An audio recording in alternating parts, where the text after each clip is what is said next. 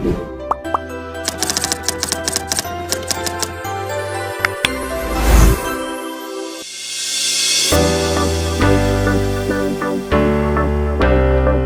हिंद दोस्तों, आज अपना lecture number 3 of supply analysis chapter number 4। आज जो आंसर करने वाला है that is the factors affecting the supply, determinant of supply. और ये सप्लाई एग्जैक्टली है क्या सर? इसके पहले हम लोग ने सप्लाई का डिस्टिंग्विश बिटवीन पढ़ा, सप्लाई का हम लोग ने इंडिविजुअल सप्लाई किया, मार्केट सप्लाई किया, लेकिन एग्जैक्टली है क्या? तो ये हम लोगों को पहले समझते हैं, फिर बाद में हम लोग जाते हैं। सर याद रखना, सप्लाई बोला तो मैंने बोला ना, सप्लाई बोला तो एक गुड्स यहां से वहां पे गया, उसको नहीं बोलते। मुझे एक बात बताओ, हम लोग ने इसके पहले पढ़ा था कि प्राइस अगर बढ़ गया, प्राइस अगर बढ़ गया तो आपका डिमांड क्या होता है? कम होता है। Higher the price lower the demand. फिर सप्लाई क्या होगा सर? सर वो भी तो कम ही होगा ना सर। तो फिर higher the price lower the supply होना चाहिए।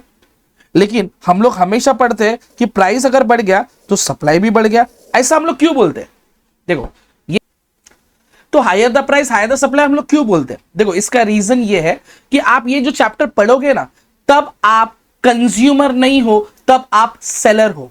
मतलब आप लोग भाजी वाला हो। मतलब सर नहीं समझ में आ रहा है सर। देखो मुझे बताओ, higher the price lower the demand हुआ, तो आप जब प्राइस बढ़ गया तो आपने डिमांड कम किया, तब आपने सेलर के बारे में कुछ सोचा क्या? नहीं। आपने सोचा क्या उसका बच्चों का क्या होगा, उनको 2 वक्त की रोटी मिलेगा, ऐसा कुछ सोचा क्या?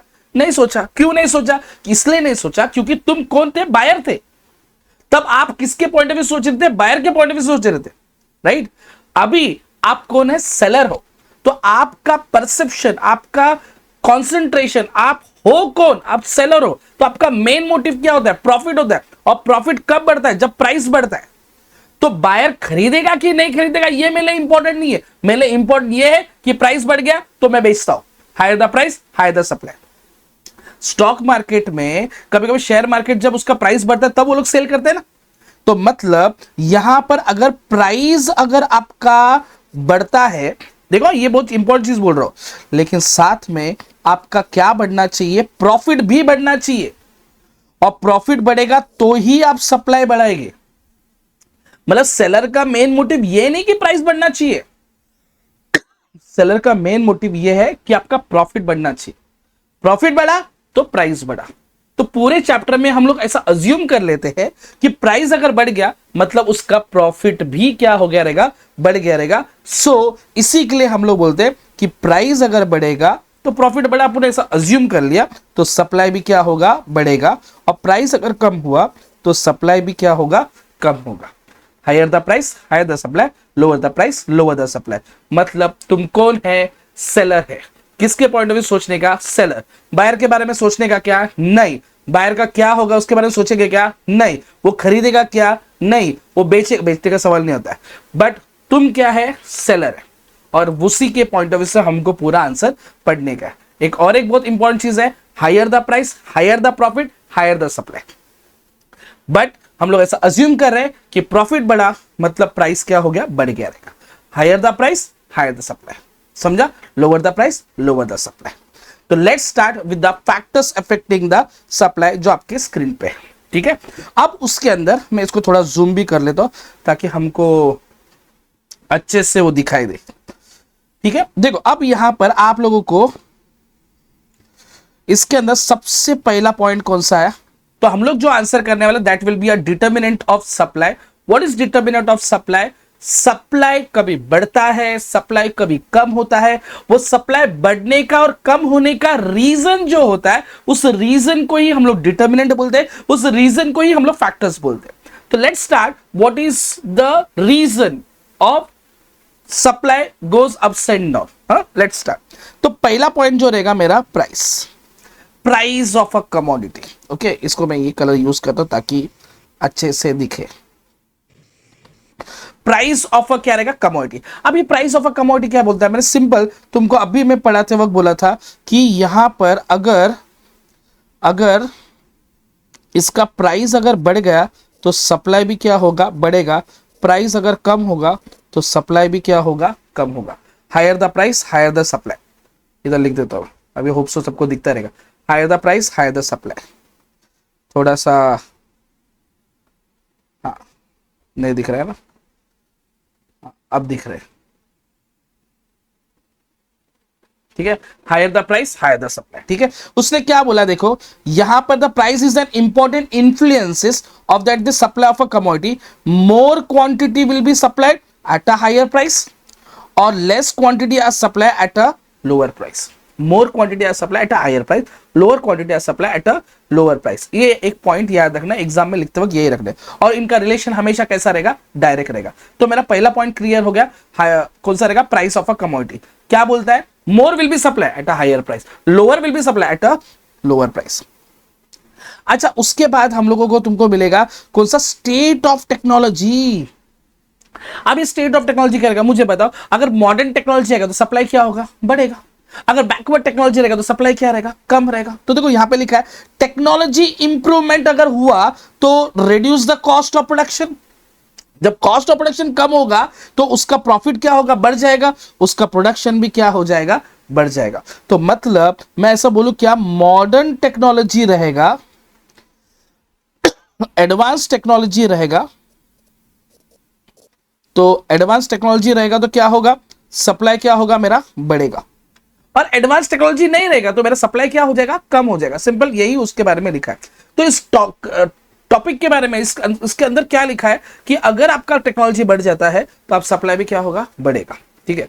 जैसे कि फॉर एग्जांपल अगर अपने इंडिया में एग्रीकल्चर करने का रहेगा तो दो बैल एक हल मेरे देश की धरती, सोना उगले उगले हीरे मोती मेरे देश की धरती, जो नहीं बोलेगा वो पाकिस्तानी, ओ सॉरी ठीक है। अच्छा, और है ना, यहाँ पर मॉडर्न टेक्नोलॉजी ट्रैक्टर से अगर यूज करेगा तो दोनों में ऑब्वियसली प्रोडक्शन का लेवल जो रहेगा वो अलग अलग रहेगा, राइट। इसमें ज्यादा रहेगा, इसमें कम रहेगा, क्योंकि एडवांस टेक्नोलॉजी यूज किया, ओके। अब मैं यूट्यूब में देख रहा हूं, मैं एडवांस टेक्नोलॉजी, मैं क्लास में पढ़ाऊंगा तो 50 बच्चों को पढ़ाऊंगा, यूट्यूब में पढ़ाऊंगा तो 50,000 बच्चों को पढ़ाऊंगा, कब होगा मालूम नहीं, लेकिन ठीक है। तो इसको मतलब क्या होगा, स्टेट ऑफ टेक्नोलॉजी हो गया, ओके।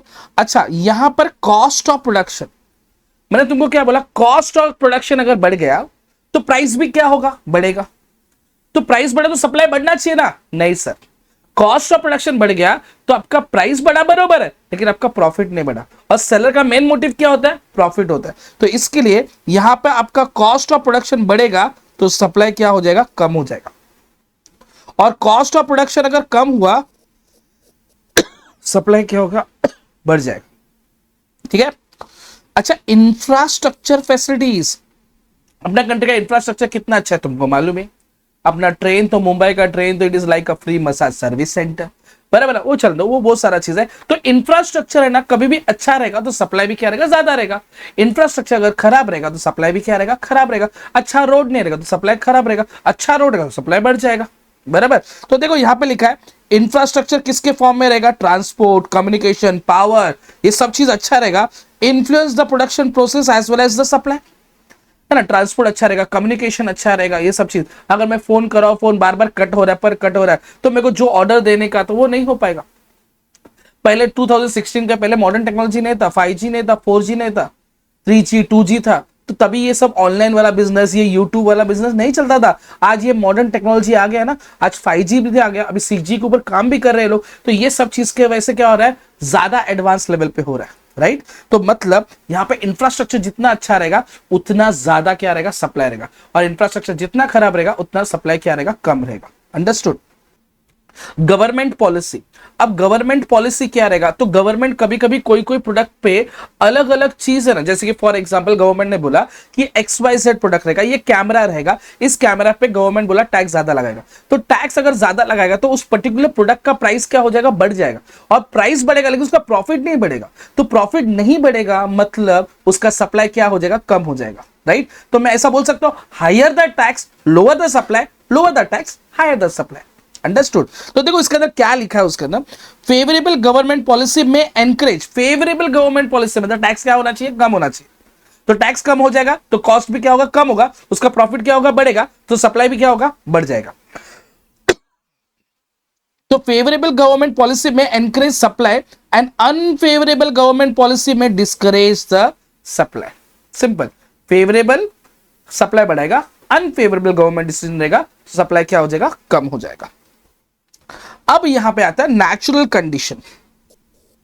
अब ये नेचुरल कंडीशन क्या रहेगा, देखो अगर है ना हमारा नेचर क्लाइमेटिक कंडीशन रहेगा, बहुत अच्छा मानसून आ रहा है, ओके, महाराष्ट्र में बहुत अच्छा मानसून गिर रहा है, बहुत अच्छे से गिर रहा है, एग्रीकल्चर हो रहा है, सब लोग दो बैल एक हल, मेरे देश की धरती सोना उगले कर रहे हैं, फिर पानी का वेट देख रहे हैं, बोल रहे हैं कि ये रे पाऊसा तुला देतो पैसा, पैसा झाला खोटा पाऊस आला मोटा, ऐसा सब लोग कर रहे हैं, बराबर बराबर। तो ऐसा सब चीज कर रहे हैं, तो ये सब चीज कर रहे हैं और अच्छा मानसून गिरा, मानसून बहुत अच्छा गिरा, तो अपने यहाँ पे सप्लाई क्या होगा, बढ़ेगा। और बहुत जन ऐसा देख रहे हैं भाई काले मेघा पानी तो बरसा, ऐसा बोलेगा तो भाई पानी ही नहीं आ रहा है, मानसून ही अच्छा नहीं रहेगा तो सप्लाई बढ़ेगा क्या, नहीं बढ़ेगा। इसलिए वो लोग ने क्या बोला, देखो the supply of a agriculture product depend upon the natural condition. If climatic condition is favorable, then will be good supply, majority supply. If the climatic condition is unfavorable, the supply will reduce. Simple. Future expectation about price. अगर समझो मैं ऐसा बोला, gold का price right now 80,000 rupees है, okay, और उसका price है ना आने वाले टाइम में मतलब 90,000 रुपीज हो गया, उसका प्राइस अगर बढ़ गया, तो प्राइस अगर बढ़ गया, लेकिन मुझे ऐसा लगता है कि फ्यूचर में इस चीज का प्राइस बढ़ने वाला है, मतलब 1 लाख रुपए तक जाने वाला है, तो मैं अभी नहीं बेचूंगा उसको, फ्यूचर में बेचूंगा। मतलब यहां पर मेरा सप्लाई क्या हो जाएगा, कम हो जाएगा, क्योंकि मैं होल्ड करके रखूंगा, राइट। और अगर इसका प्राइस आने वाले टाइम में अभी कम होने वाला, मतलब 80,000 70,000 हो गया, मुझे लगता है और भी कम होने वाला है, चलो एक काम करता हूं मैं अभी का भी क्या करता हूं, बेच देता हूं। मतलब ये higher the price lower the supply, lower the price higher the supply. के अंदर सब एक बार फास्ट रिवीजन करते हैं। डिटर्मिनेंट्स ऑफ सप्लाई, पहला जो रहेगा that will be a price of commodity, more will be supply at a higher price, lower will be supply at a lower price. Second point आप लोगों का स्टेट ऑफ टेक्नोलॉजी था, अगर modern technology रहेगा, advance technology रहेगा, तो supply क्या रहेगा, ज्यादा रहेगा। अगर बैकवर्ड टेक्नोलॉजी रहेगा, टेक्नोलॉजी में ज्यादा कुछ डेवलपमेंट नहीं रहेगा, सप्लाई क्या हो जाएगा, कम हो जाएगा। थर्ड पॉइंट जो रहेगा कॉस्ट ऑफ प्रोडक्शन, अगर कॉस्ट ऑफ प्रोडक्शन अगर बढ़ गया तो उसका प्रॉफिट क्या हुआ, कम हुआ, तो सप्लाई क्या रहेगा, कम रहेगा। Higher the cost of production lower the supply, lower the cost of production higher the supply. Infrastructure, अगर फेवरेबल इंफ्रास्ट्रक्चर रहेगा, ओके, तो यहां पे सप्लाई क्या होगा, बढ़ जाएगा। अनफेवरेबल इंफ्रास्ट्रक्चर रहेगा तो सप्लाई क्या हो जाएगा, कम हो जाएगा।